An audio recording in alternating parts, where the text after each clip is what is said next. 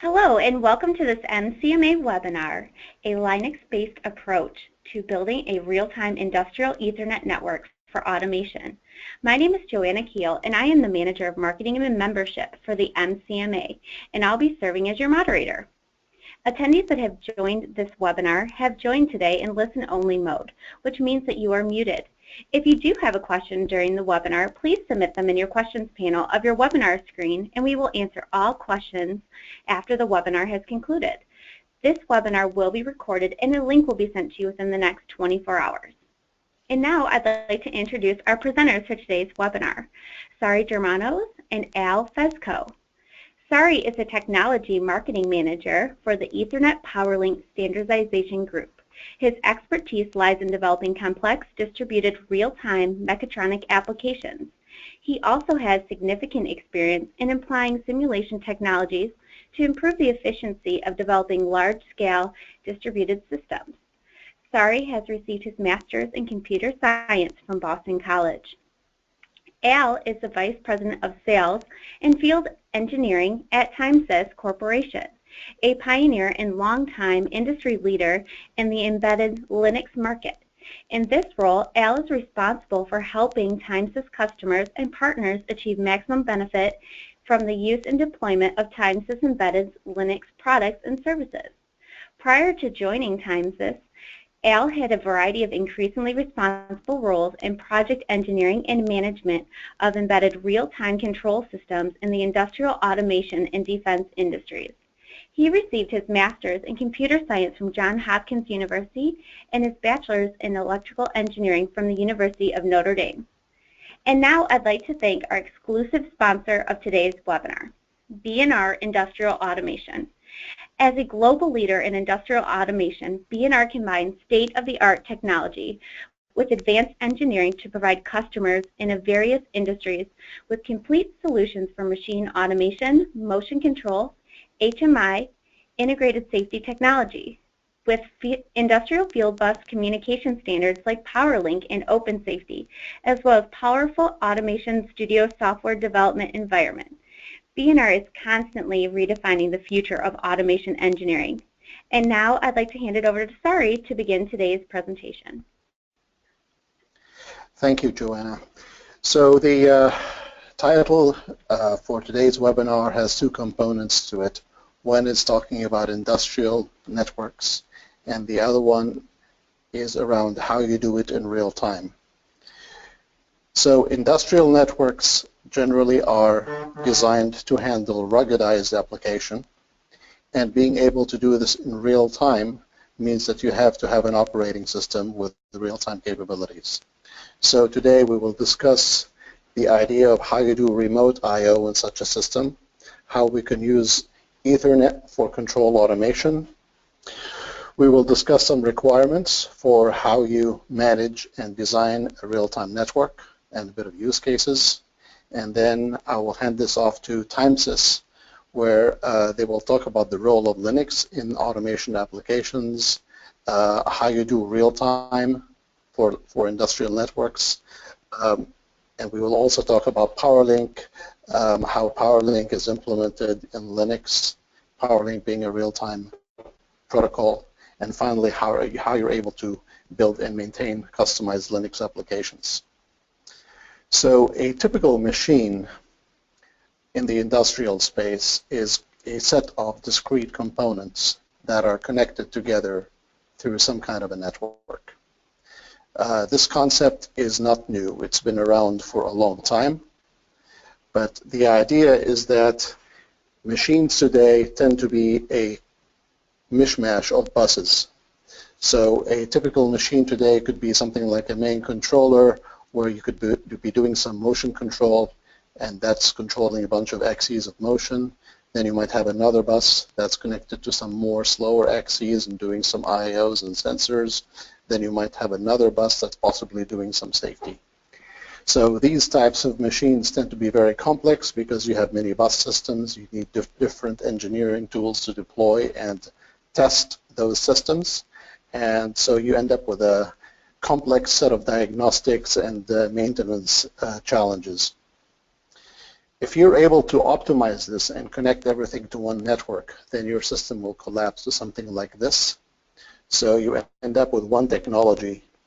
Your design becomes much easier, and then your diagnostics and maintenance for the system come along for free as well. So the idea of doing connected machines using field buses is not a new idea. That's been around for a long time. Protocols such as RS-45 or CAN have been around for many, many years. They're reliable, they're cheap, they're field proven. The only thing is they have very limited bandwidth. So the need to have higher bandwidth and higher frequency responses is what led people to start thinking about Ethernet. So Ethernet is a very well understood protocol, and it's great for office applications. But when it comes to machine design, the problem with Ethernet is because of packet collisions, you end up with jitter and delays and non-determinism. So to get around that problem, people generally use switches. So switches tend to have a guaranteed connection between two components that need to communicate.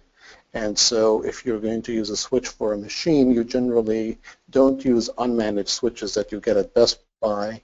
You would normally use a switch that is managed and has to be configured to manage the appropriate communications. But even in that case, switches are expensive when they're used like that. And then being able to pass packets from one port of a switch to another means that you end up with inherent switch delays. And then you could still have some queuing problems and drop packets, which means, again, you have to retransmit.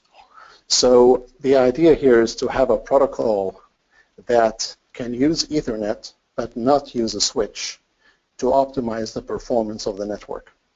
And this is one of the things we'll be discussing today.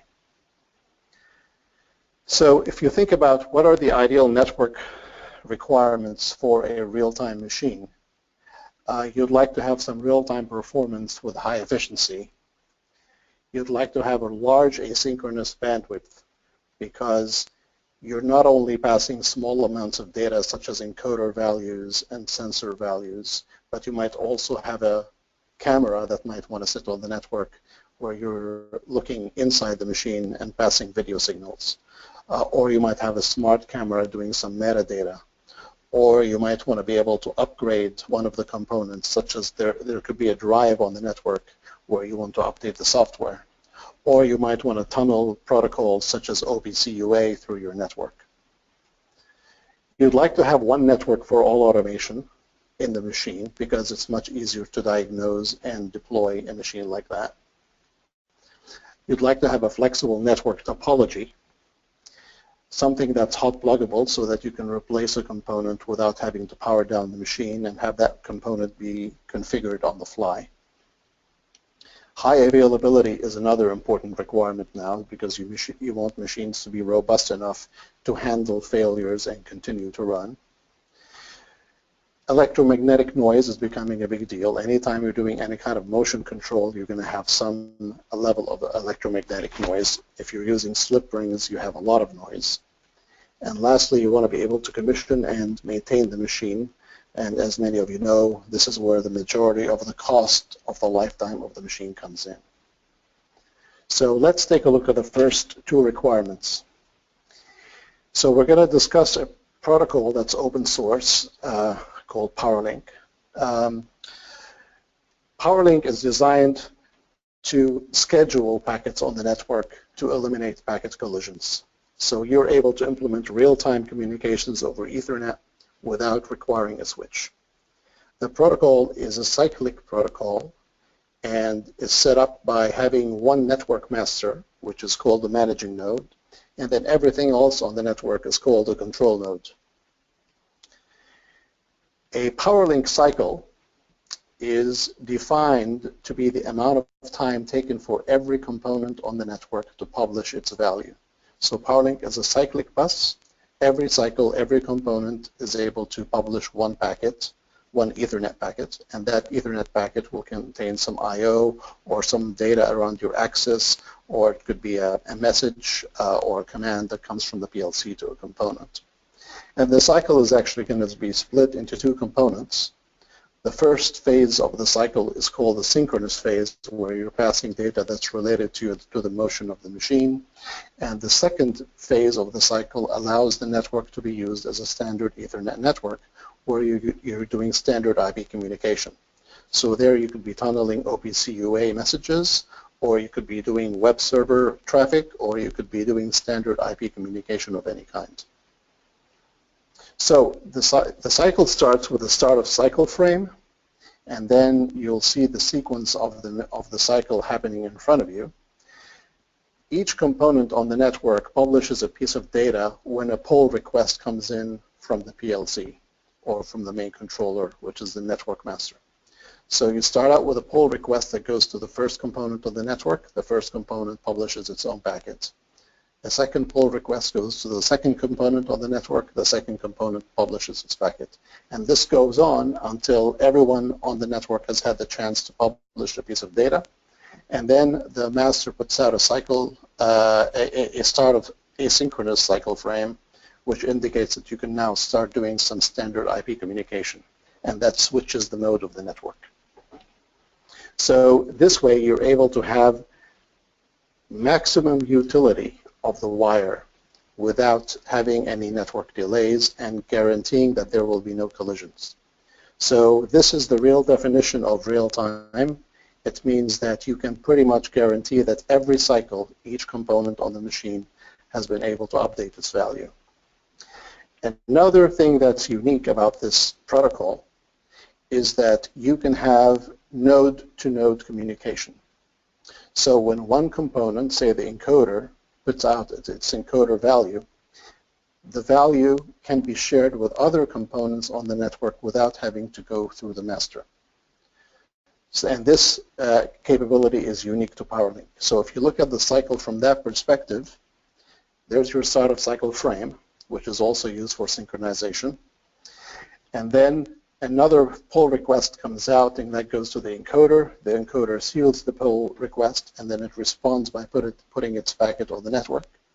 That packet goes to everybody on the network at the same time. So anybody who cares about the encoder value can listen to it.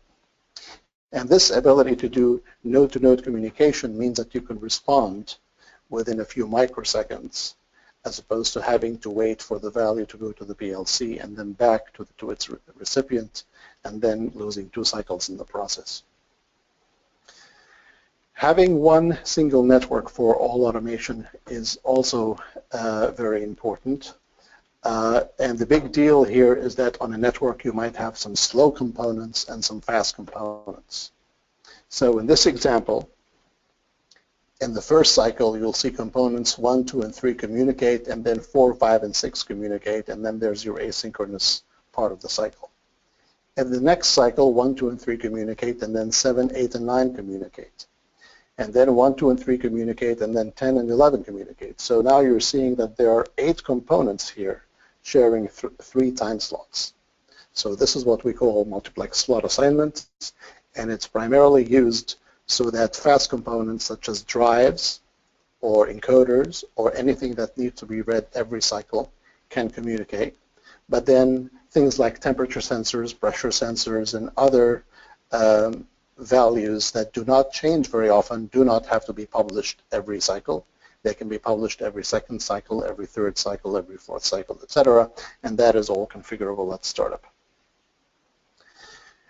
Another form of efficiency in POWERLINK is that when you're trying to do your scheduling, rather than sending a pull request to every component on the network, you can send out a generic pull request and have each component respond with a fixed time delay. This again shortens and reduces the amount of waste on the network and maximizes your efficiency. In terms of being hot pluggable, Ethernet by definition is hot pluggable. POWERLINK uses standard Ethernet as far as hardware goes, so there's nothing new there. But the protocol itself guarantees that when you stick in a new component on the network, the machine recognizes that that's a new component, and it'll reconfigure it, upload the firmware, etc. Now with POWERLINK, the standard requires that every automation component, every discrete component on the network has to have 2 Ethernet ports. Those ports are connected internally by a repeater. So this allows you to do daisy chaining, as you can see here, or you can go through a hub and fan out to a bunch of components. Now again, here we're using hubs, not switches, because hubs are much faster and they don't have inherent switch delays. High availability is another important thing. So in POWERLINK, there's 3 forms of high availability. So because every component on the network has 2 Ethernet ports, you're able to daisy chain a bunch of components together. If you take the last component on the network and then you connect it back to the main controller, you form a ring, but that's a special kind of ring. What will happen is that when the master sends out a pull request, it listens to it on the other end. If the pull request doesn't come back, then we assume that there is a broken cable somewhere. When that happens, the master will start transmitting on both sides. So if you only have one broken cable on your network, the machine will know and you can notify maintenance, but at the same time, your machine is not down, you can continue to operate. Another form of high availability is called full medium redundancy, and in this case, in the second picture, you can have 2 concurrent networks in the machine. Each component is connected to these 2 networks, and the connection is done via a link selector. Here, the intelligence is built in the link selector, and when one network goes down, the link selector automatically switches you to the next network, and the machine continues to run. Lastly, we have the capability of having a redundant master. The master is what does the scheduling and sequences of the packets. So if your master goes down, rather than your network going down, you can automatically switch over to a secondary master or a third master, etc., and you can keep doing that up to 9 additional masters. So this gives you some very, very high capabilities for high availability.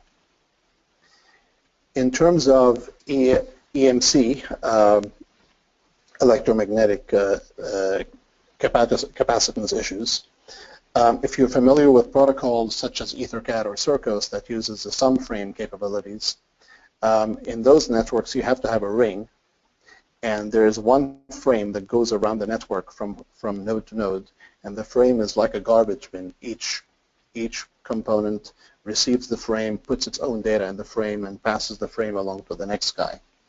So by the time the frame has gone around the whole network, it contains data from the entire cycle. If somewhere along the way you end up with a spike in noise and you lose that frame, you've just lost data from an entire cycle. In POWERLINK, the components and the frames only have data from one component. So if you end up with a spike on the network, you only lose the data from one component as opposed to losing the whole cycle. So this makes POWERLINK a much more robust mechanism for communication. And what you'll see here is that your susceptibility to noise with things like Circos or EtherCAT go way up, whereas you have very, very high noise immunity with POWERLINK. And the amount of noise, amount of data that you will lose due to noise only increases linearly with the number of nodes. Lastly, as far as easy commissioning and maintenance goes, because we're using broadcast communication in POWERLINK and because we're using hub technology, you can get any kind of a PC and plug it on the network, and you can use a Wireshark to listen on the network, and you can get a Wireshark plug-in for POWERLINK. So you can see all the packets, and you can see the whole packet sequencing taking place. So debugging a POWERLINK network is very easy. In terms of the OSI model, POWERLINK is basically a layer 3 level that sits there and becomes a traffic cop. So in the synchronous mode, you're able to pass data directly to the POWERLINK application, which is a layer 7. And in the asynchronous mode, you're able to do IP communication, and then you're using the IP and the applications that are up here. In terms of hardware, POWERLINK requires hardware acceleration if you're going to be running at very high frequencies. So if you're trying to do a 200 microsecond or a 400 microsecond cycle time, then in order to minimize the jitter on the network and respond to your pull requests within 2 or 3 microseconds, you would typically have an interface to POWERLINK such as an Altera or a Xilinx FPGA, or there's a bunch of ASICs on the market from Texas Instruments, from Hilscher, from HMS that support these protocols. And so you typically would do something like that if you're running at a cycle time of lower than 1 millisecond. The other thing is that device drivers are available for VxWorks, QNX, Windows, and Linux. And of course, in this webinar, we're going to be talking more about the Linux applications and the real-time capabilities. In terms of performance, to give you an idea, there's a company called Bruckner in Germany that makes a plastic stretching machine. They chose to use POWERLINK as their interface. In this mechanism, they have linear actuators for stretching and linear encoders. And so in this system, they have 728 axes of motion running at a cycle time of 400 microseconds. Now, this is not all one POWERLINK network. This is several networks running together, but they're all synchronized. So that's one of the very powerful capabilities of POWERLINK, is that you can synchronize very large networks. In China, in the year 2011, the Chinese government made POWERLINK a GB/T standard. GB means POWERLINK, GB means government approved, and GB/T means POWERLINK, means government recommended. So POWERLINK became a government recommended standard in 2011 in China, which has driven OEMs to download the source code from SourceForge. And last year alone, we had 24,000 downloads from China. So there's a lot of OEMs today in China building new machines using POWERLINK. The protocol itself is maintained by the Ethernet POWERLINK Standardization Group, which maintains openPOWERLINK and a protocol for integrated safety called OpenSafety. The protocol itself is open source. There are no license fees or patents. The specification is available on ethernetpowerlink.org, and it meets IEEE and IEC standards. And then today, we estimate that there's about 3,500 OEMs around the world deploying POWERLINK systems, and there are more than 2 million machines deployed today using POWERLINK. As far as the market share today, you will see that the majority of the players today are Ethernet IP and Profinet, but these two typically are not real-time applications. The main real-time market is over here between EtherCAT and POWERLINK, and you'll see POWERLINK runs at around 9% of the components around the world, and EtherCAT runs at around 7%. So there's a significant amount of machines out there today already using POWERLINK.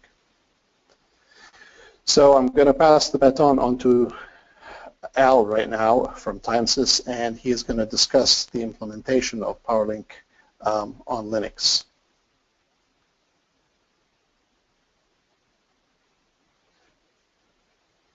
Thank you, Sari, for that great overview of POWERLINK. It's great to get a chance to speak to everyone on today's webinar.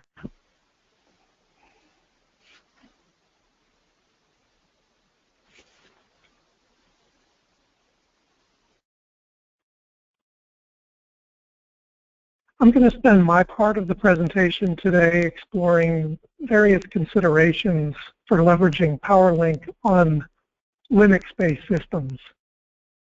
So let's start by looking at the Internet of Things, or IoT reference model, as defined by the IoT World Forum.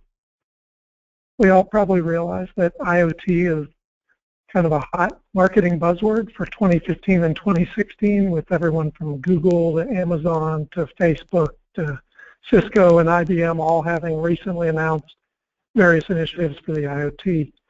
But those of us who have backgrounds in industrial control and communication systems realize that we've actually been building, as Sari said, we've been building IoT systems for many years now. Perhaps previously under the heading of machine-to-machine or M2M, or even dating myself further as distributed automation and control systems. And we didn't need to wait for Amazon or Google to help us implement those types of systems in the old days.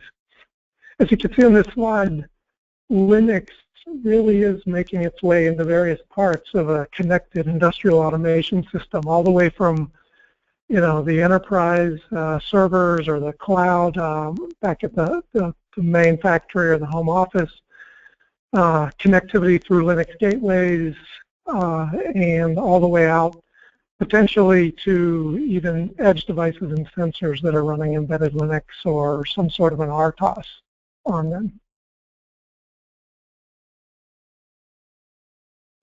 So what do we mean? We're going to focus most of this presentation today on the embedded Linux side of things, or the Linux gateway, the purpose-built Linux gateway.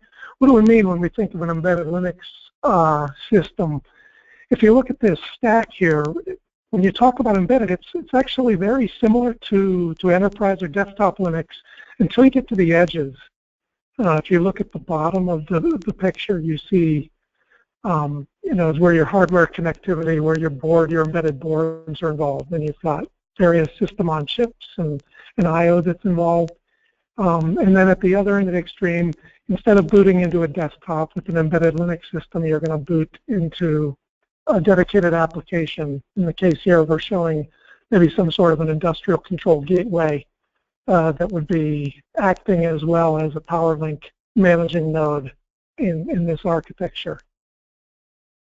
And not only do you have to concern yourself with the software pieces of the embedded Linux puzzle, you also have to be concerned in an embedded automation system with things like embedded Linux boot time and high availability considerations.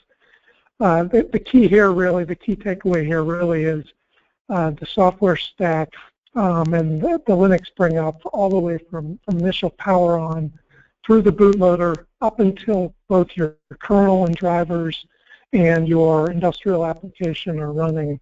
All needs to be done in a rapid, fail-safe fashion.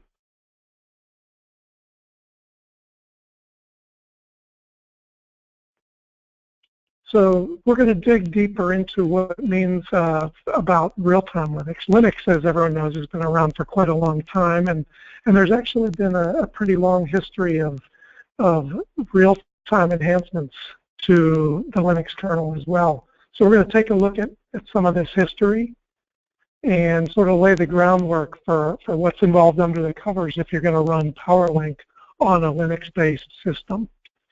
If we go back to the very early days of the Linux scheduler and Linux kernel releases in the early 1.x and 2.x kernels, the biggest challenge with running any kind of even soft real-time system on Linux was the fact that the kernel was not preemptible or had limited preemptibility. There were a lot of instances of locking. BKL stands for big kernel lock, and various other areas where the kernel would block and not respond to high priority interrupts. So any ability to implement a real-time networking stack on top of Linux was going to be severely challenged. With the 2.4 series kernels, Linux started to see various levels of preemption come into play. The Linux scheduler was improved. A lot of preemptibility was integrated into the kernel. This is where some of the first instances of high-res timers were also brought into play on embedded Linux. And we worked with a customer quite a while ago that ran a lot of jitter and latency benchmarks of Linux, or even some early versions of embedded Linux. And it was observed that even with some of these improvements, you still had quite a wide jitter spread around predictable responsiveness. And in this case here, what you're seeing is a high-res timer firing, and you're measuring the jitter around the accuracy of that interrupt timer being fired, and how quick various operating systems, how responsive various operating systems are to be able to respond to that interrupt. And you could see that with RTOSs and with the increasingly improved real-time Linux operating system features, you can really start to implement some very solid industrial real-time systems based on Linux these days.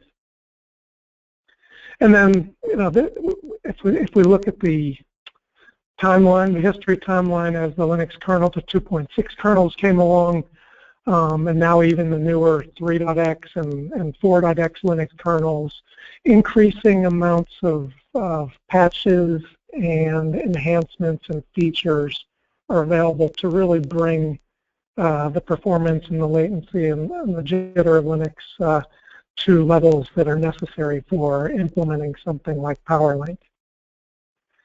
And so, given that background, we're going to take a look at some ways that that you could choose, that you could consider choosing how to implement POWERLINK nodes on embedded microprocessors using Linux. The nice thing, Linux is everywhere. Semiconductor companies realized that in order to scale the availability of their silicon, they need to make sure that the Linux kernel runs on their silicon. So wide dispersion across the ARM ecosystem. We've listed just some of the processor families that effectively run Linux out of the box. Many of these are ARM-based, but also you see Intel single board computers based on either x86 or Atom. You've also got the ability to run Linux on FPGAs from Xilinx and Altera. So we've got a good foundation for being able to run Linux. How are we going to run POWERLINK on Linux? Well, there's an open source POWERLINK protocol stack that's called openPOWERLINK. It's available on SourceForge. It's controlled by, it's distributed under a BSD license. It's got implementations for running both managing nodes and control nodes on Linux-based targets. There's a community that's built up on SourceForge for supporting this, and it's very modular architecture that allows you to, that provides an application-oriented application library as well as more time-critical components that are available as kernel drivers, kernel patches, or kernel threads. And some of the implementations out there, for example, if you were to use a Xilinx Zinc processor that has a dual Cortex-A ARM SoC as well as an FPGA, some of the real-time processing can actually be implemented in the FPGA side of things, of the stack, so that you can leverage the best possible performance. But in scenarios where you don't have hardware acceleration or your performance requirements for the bus are not as extreme, you can have a full software solution, and it's really up to you as the designer to decide if you're going to implement, how much of this you're going to implement in kernel space and how much of this you want to implement in user space. Another nice thing is the fact that it's open source stack and available on SourceForge. It's easily portable to other ARM platforms. TI's new TI Satara families are increasingly including DSPs and PRU processing units for hardware accelerated pieces of the stack on top of their silicon. So let's take a look at some of the basic Linux requirements that we've got to consider when setting up an openPOWERLINK on a Linux-based system. You're going to leverage the PCAP library. This needs to be in your Linux root file system. It's a user-level packet capture library. It's available in the standard, for those of you who are familiar with Yocto, it's available in the standard Yocto meta layer. We've also got it in the TimeSys factory repository on our website. So it's a very common library that openPOWERLINK is going to leverage. You also need a relatively recent Linux kernel version that's going to have support for high-resolution timers, and I've included the command there that you can use to make sure if you're running Linux on a Zinc or a Satara, if you want to make sure that high-res timers are there, you can verify it that way. For the ultimate in performance, you do want to also integrate and apply the Preempt RT patch set. There's various kernel versions that this patch set has been applied and extensively tested against, but you want to keep in mind to stick close to your silicon vendors supported kernel version. That's going to make life easier. openPOWERLINK includes some scripts, both kernel space and user space scripts, to appropriately set the priorities of IRQ threading and Ethernet IRQs so that you can get the best possible, the lowest latency performance when running POWERLINK. There's also some additional considerations that you want to think about if you're running Linux on a multi-core ARM-based system. Linux does a very good job of scheduling and figuring out in a typical server environment what should run when. But in an embedded or an industrial application, you're really going to want to have control of the priorities and the scheduling, and make sure that that Linux doesn't spread the Ethernet interrupts around between the cores. You want to there's various knobs that you need to adjust to get the best possible real-time performance. There's the stack itself includes ability to statically link against the library, as well as various user space daemons and kernel modules. We've outlined here basically the steps for building openPOWERLINK for Linux on ARM, and then just a simple set of steps to load the kernel module, start the user space daemon, and then there's some nice demo applications that you can take advantage of in SourceForge, both a console, a command line console demo application, as well as a graphical Qt-based application that you can leverage and take a peek at so that you can get comfortable with the POWERLINK APIs as you integrate into your application. So let's just spend the last bit of time on our presentation talking, let's try to pull everything together really in this last section. As we've just talked about, when dealing with POWERLINK on Linux, you're going to have to be concerned with the Linux kernel configuration, various patches for things like preempt RT and soft IRQs, and then also various user space daemons, runtime libraries, application APIs, and ultimately integrating into your application. So I like this slide because it kind of shows, it's great. Linux is wonderful. There's a tremendous amount of software that's available in the community and in SourceForge and kernel.org. The challenge that people run into with, deploying industrial applications on top of Linux as a platform, it's not so much getting it up and running the first time. It's really about customizing it, optimizing it for performance, and then maintaining it over the life cycle of your product. So these can be some pretty challenging things to wrestle with, especially if you're coming from a sort of a bare metal, C programming on microcontroller world. So so you're going to have, this is going to be your typical development environment. You've got your workstation running, something like Ubuntu or other Linux desktop distribution, maybe in a virtual machine or natively on the machine, connected to your embedded targets.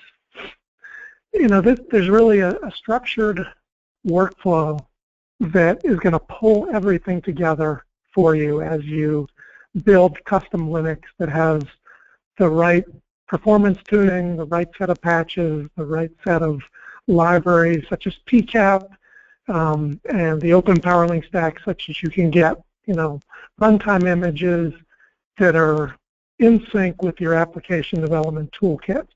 So given that that's kind of the standard embedded Linux workflow, we're going to take a look in the last part of the presentation at the TimeSys Linux Link toolset to simplify the ability to create a custom embedded Linux as the underpinnings for your Linux POWERLINK stack.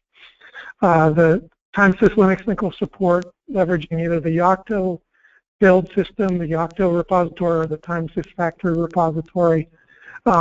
We've got a dashboard that's going to let us create custom build configurations for the different embedded targets that we're deploying as either master or managing nodes or control nodes. You've got the ability then from within the dashboard to launch a wizard that'll create a custom Yocto image. So you're basically going to create a new image in a machine target type, such as Zinc or TI Satara or x86. You're going to select a base Linux image. You're going to then add your software packages into the mix. You're going to get a chance to review it, make sure all the dependencies are correct, and then you can simply and easily just create an installer, download that, build locally, and deploy to your target. So we're going to just take a quick look at a couple of these. Here's a screenshot where I've gone through and I've actually selected the PCAP library as a dependency on which POWERLINK is based. In this case, I selected it for a TI Satara BeagleBone development kit. After we've gone through and selected the appropriate packages, we're basically going to review a summary of our build. We're going to generate the installer image for the Linux build. We're going to download it and kick off a local build of the entire Linux stack. The bootloader, the Linux kernel with the appropriate kernel patches, the Linux root file system including the PCAP libraries and the POWERLINK stack, and my application as well.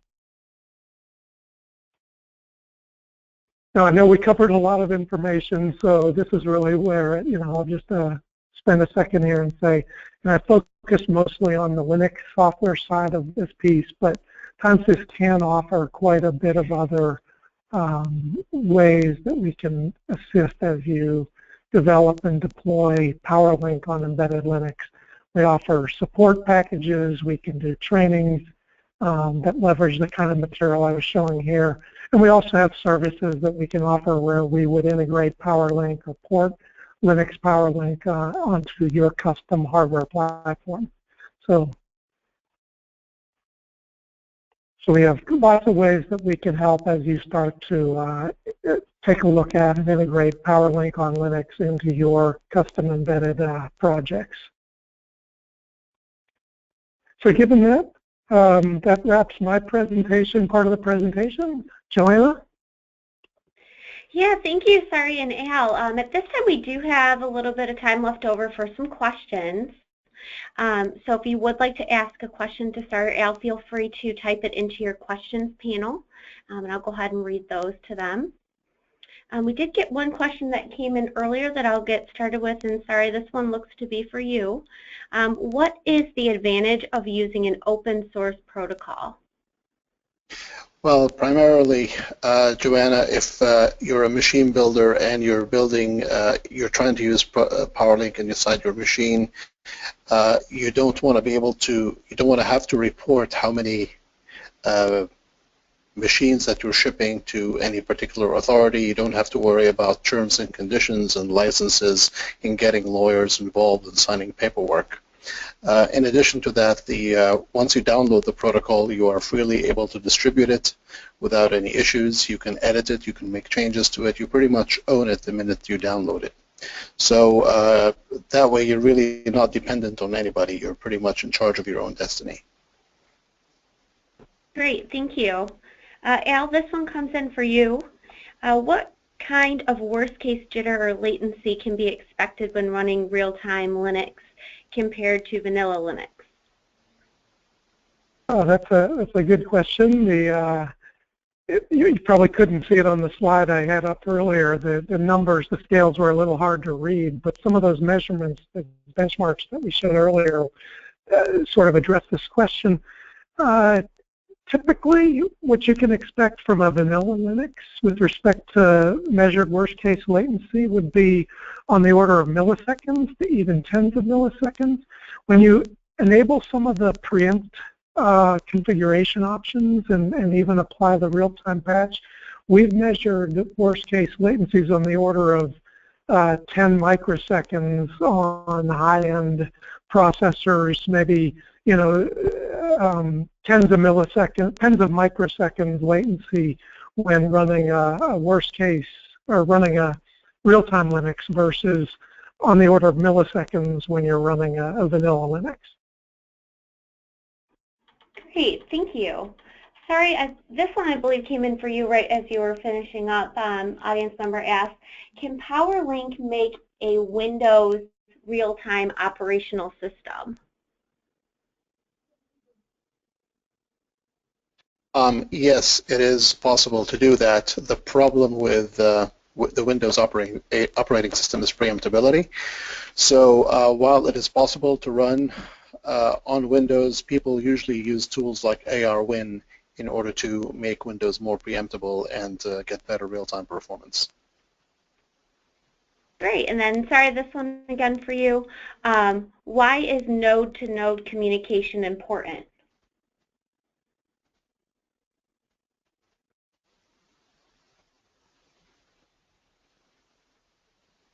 Did you get that? Sorry, or are you on mute? So Okay, this well, we'll comes skip from over. the ability. Oh, there we go. We Can you hear me now. okay? Yeah, we hear you just fine now. Okay, yeah, some of your questions actually kind of got jittery.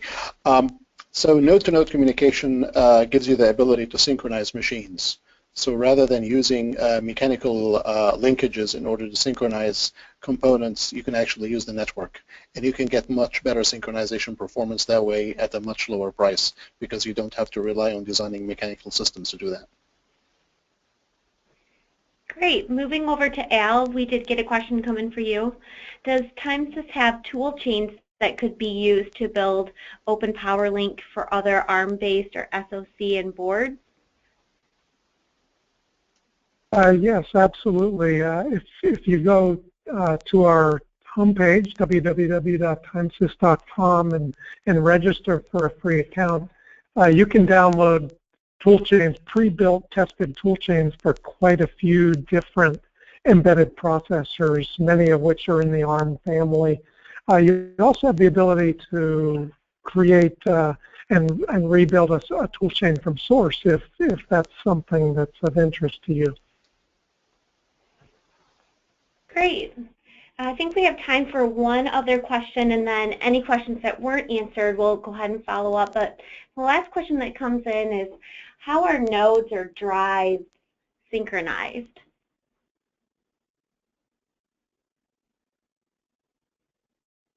I will take that question, Joanna. So this is primarily done, there's a couple of ways. Some people can connect an encoder directly to the drive, and then the drive can read the value of that encoder. The other way to do it is to have encoders associated with drives actually sitting on the POWERLINK network.